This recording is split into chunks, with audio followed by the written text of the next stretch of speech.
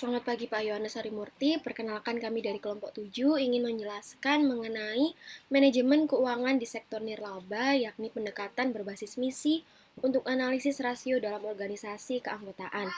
Kami dari kelompok 7 beranggotakan Angelin, Selin, Jonathan, Jessica, dan saya sendiri yaitu Angelia. Presentasi kami kali ini kami bagi menjadi 5 bagian, yaitu yang pertama pengantar, yang kedua analisis dan misi rasio keuangan, yang ketiga model analisis kinerja keuangan, yang keempat keterbatasan analisis rasio keuangan untuk NPO, dan yang terakhir adalah penutup.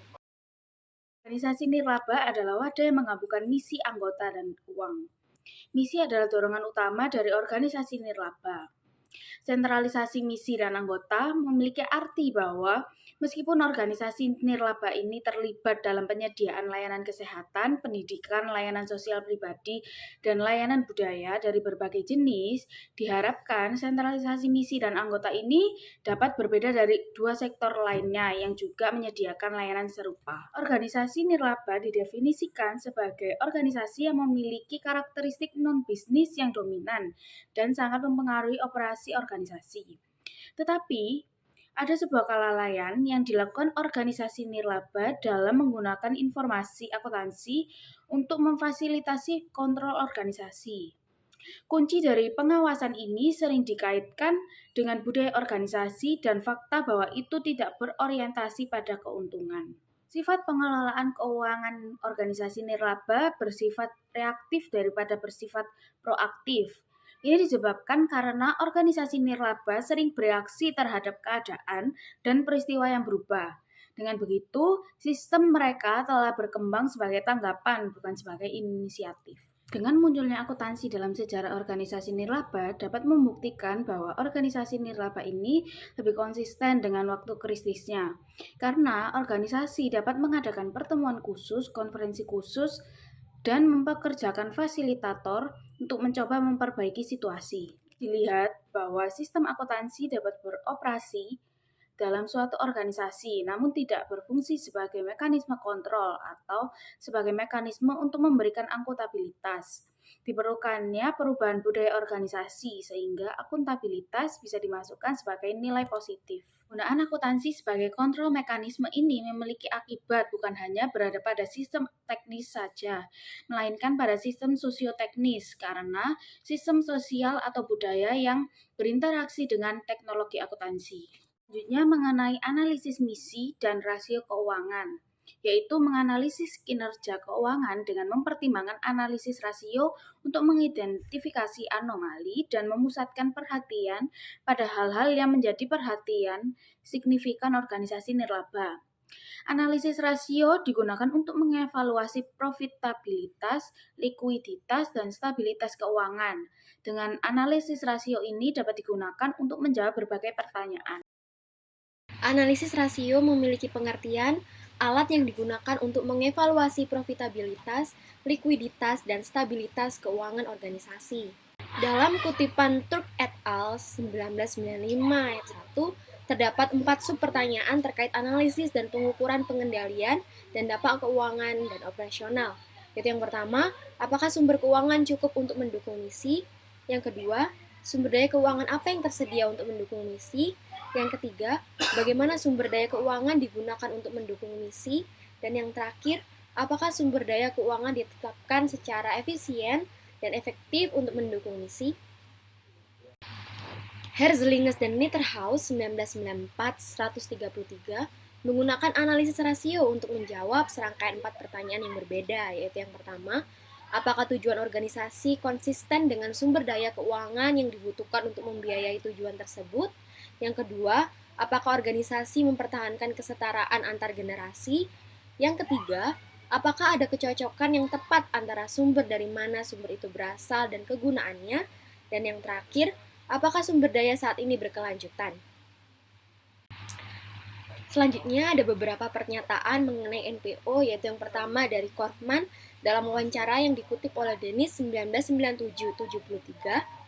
Orang-orang yang berada dalam kapasitas keuangan di NPO atau organisasi nirlaba harus memahami bahwa kami menganggarkan untuk misi tersebut. Kami tidak mengubah misi agar sesuai dengan. Dan selanjutnya saya akan memberitahu manfaat dari analisis rasio. Yang pertama, Menyediakan sarana yang efisien di mana data keuangan dapat direduksi menjadi dasar yang lebih dapat dipahami untuk evaluasi kondisi keuangan dan kinerja operasi. Yang kedua, menawarkan metode di mana pembuat keputusan dapat mengidentifikasi hubungan penting.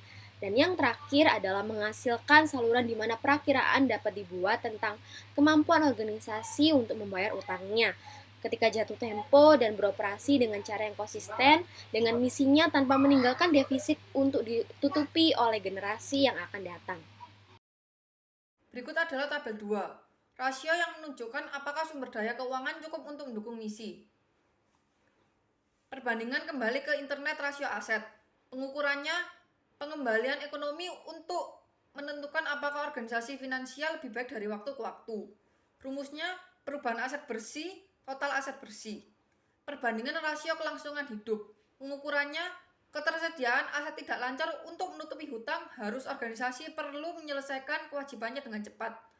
Rumusnya aset lancar bersih, kewajiban tidak lancar. Perbandingan utama rasio cadangan. Pengukurannya berapa lama organisasi dapat beroperasi menggunakan arusnya aset tanpa mengandalkan surplus dari aktivitas operasi. Rumusnya aset lancar bersih, total biaya. Perbandingan pendapatan bersih perbandingan. Pengukurannya apakah kegiatan operasi inti dapat menghasilkan surplus atau defisit. Rumusnya perubahan aset bersih, total pendapatan inti. Q2. Sumber pendanaan apa yang tersedia untuk mendukung NPO? Pertanyaan ini berkaitan dengan masalah pembiayaan jangka panjang. Hal ini membahas bagaimana organisasi menggunakan utang untuk mendukung misinya serta sejauh mana ia menghasilkan pendapatan internal dan eksternal sekaligus sumber daya. Penting bagi NPO untuk waspada terhadap investasi yang mengalihkan sumber daya dan fokus dari misinya untuk beberapa aktivitas lain. Isu ini telah diperdebatkan di banyak NPO, seringkali dalam sejumlah tahun. Pendukung mungkin bersikeras bahwa aset tetap organisasi harus dikembangkan, sehingga dapat memberikan investasi yang akan menghasilkan sumber pendapatan eksternal dan berguna bagi organisasi itu sendiri. Namun, penentang rencana ini dapat mengklaim bahwa NPO memiliki misi tertentu yang tidak akan ditingkatkan oleh proposal seperti itu. Konflik ini telah muncul di banyak organisasi kepemudaan yang memiliki properti terbelakang yang berharga. Berikut adalah tabel 3. Rasio yang menunjukkan sumber daya keuangan apa yang tersedia untuk mendukung misi. Perbandingan pendapatan operasional perbandingan. Pengukurannya, sejauh mana pendapatan dari layanan anggota berkontribusi pada pembiayaan misi secara keseluruhan. Rumusnya, pendapatan layanan keanggotaan, pengeluaran dari kegiatan inti. Perbandingan rasio pendapatan yang dikontribusikan. Pengukurannya, sejauh mana sumber daya yang dihasilkan secara eksternal berkontribusi pada pembiayaan keseluruhan kegiatan inti. Rumusnya, pendapatan dari kontribusi, pengeluaran dari kegiatan inti. Perbandingan rasio beban utang. Pengukurannya, biaya pinjaman untuk pengeluaran keseluruhan. Rumusnya, biaya pembayaran utang, total pengeluaran. Perbandingan rasio cakupan utang. Pengukurannya, sejauh mana pendapatan operasional bersih mencakup pembayaran layanan utang. Rumusnya, pendapatan operasional bersih, biaya pembayaran utang. Perbandingan rasio leverage. Pengukurannya, tingkat leverage keuangan. Rumusnya, aset bersih tidak terbatas, total kewajiban. Q3. Bagaimana misi NPO didukung oleh sumber daya keuangan yang tersedia? Berfokus pada pertanyaan ekonomi sentral tentang alokasi sumber daya yang langka. Dalam mempertimbangkan misinya, organisasi perlu mengidentifikasi kegiatan inti dan kegiatan mendukungnya, serta menentukan bagaimana sumber daya digunakan untuk didistribusikan di antara area-area ini. Merupakan masalah kontemporer bagi banyak orang di organisasi berbasis anggota, yang baru-baru ini mulai menghasilkan laporan pendapatan dan pengeluaran mereka serta membaginya menjadi dua klasifikasi, yaitu kegiatan inti dan kegiatan non-inti. Sedangkan di masa lalu semua kegiatan mungkin telah dikumpulkan. Ada dua rasio utama yang memberikan indikasi tentang bagaimana sumber daya keuangan organisasi tersebut digunakan untuk mendukung misinya, serta diringkas dalam tabel 4. Kualitas input non-profit organization harus fokus pada anggota, pemimpin, program, kegiatan, dan struktur yang mana sulit untuk menemukan rasio yang dapat mengukurnya. Retensi keanggotaan dapat digunakan sebagai salah satu tolak ukur untuk mengukur penggunaan sumber daya yang efektif dan efisien. tapi juga sulit untuk mengukurnya di banyak NPO.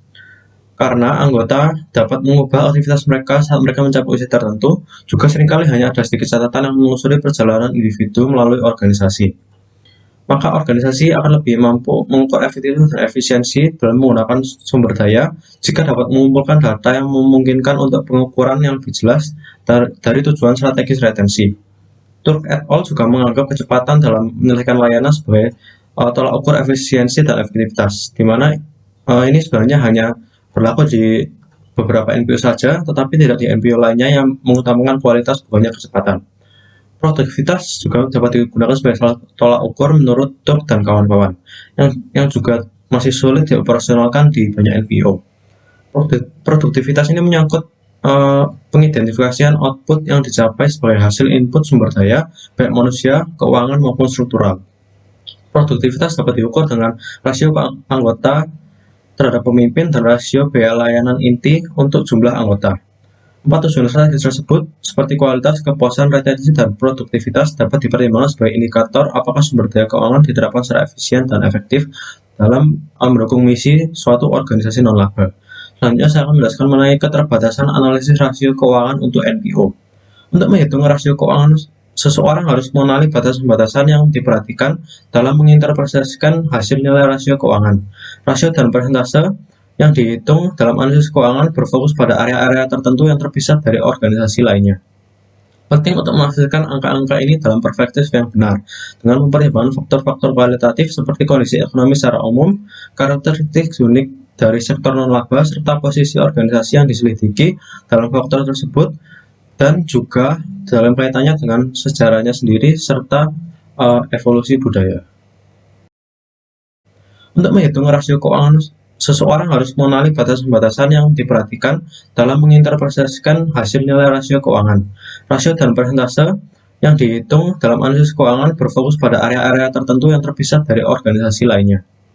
Penting untuk menghasilkan angka-angka ini dalam perspektif yang benar, dengan mempertimbangkan faktor-faktor kualitatif seperti kondisi ekonomi secara umum, karakteristik unik dari sektor non-laba, serta posisi organisasi yang diselidiki dalam faktor tersebut, dan juga dalam kaitannya dengan sejarahnya sendiri serta evolusi budaya.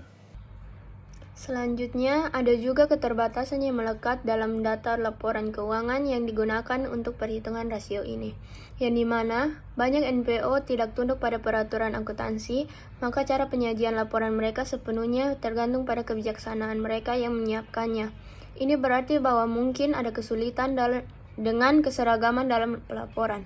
Yang selanjutnya, keterbatasan lebih lanjut adalah bahwa akuntansi biaya historis, yang dimana ada sejumlah tingkat dolar dalam neraca, dengan aset seperti piutang dinyatakan dalam dolar saat ini, dan aset tidak lancar seperti tanah dinyatakan pada biaya historis. Hal ini membuat analisis komparatif sepanjang tahun menjadi sulit, terutama dengan tingkat inflasi yang bervariasi selama 80 tahun terakhir.